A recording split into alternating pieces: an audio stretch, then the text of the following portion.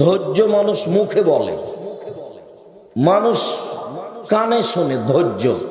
মানুষ কি জানে ধৈর্য কাকে বলে? ও তো সুযোগ পালে দুটা কথা বলে নিল, ও তো থামলো না। তো ধৈর্য কি জিনিস? ধৈর্য তো বুঝতে পারলো না। আল্লাহর নবী একদিন রাস্তায় হাঁটছেন, বুখারী মুসলিমের হাদিস, তো একটা মেয়ে কাঁদছে, বৃদ্ধা মহিলা। তো আল্লাহ রাসূল বলছেন, তুমি কেন কাঁদছো? তখন বৃদ্ধা বলছে, ইলাই কান্নি, আপনি সরেন এখান থেকে, আপনি যান। আমি কেন কাঁদছি সেটা আপনাকে কেন জানতে হবে? কি জানার আপনার প্রয়োজন? আল্লাহ রাসূল আর কিছু বললেন না, চলে গেলেন। কেউ তাকে বলল, আপনি কি চিনেন ইনি কে? না, আমি তাকে চিনি না।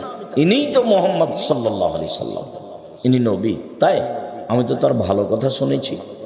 তা আমি ভুল বুঝতে পেরে গেলাম তার কাছে সাক্ষাতের জন্য। দেখলাম কোনো পাহারাদার নেই। সাক্ষাৎ করলাম। তিনি আমাকে বললেন, আস-সাবরু ইনদা সাদমাতি লুলা, ধৈর্য ধারণ করতে হয় বিপদ যখন নেমে আসে তখন। পরবর্তীতে ধৈর্যের নাম ধৈর্য নয়।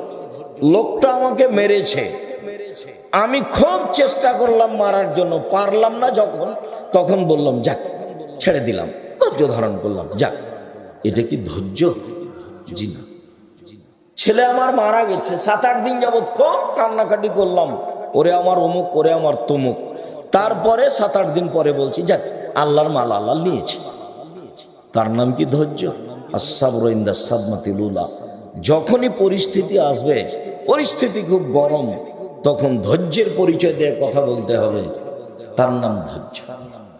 খুব চিল্লাচিল্লি করে কিছু বললেন, ফলাফল কিছুই হলো না, তাহলে সেটা কি সদাচরণ হলো? সেটা কি ধৈর্য?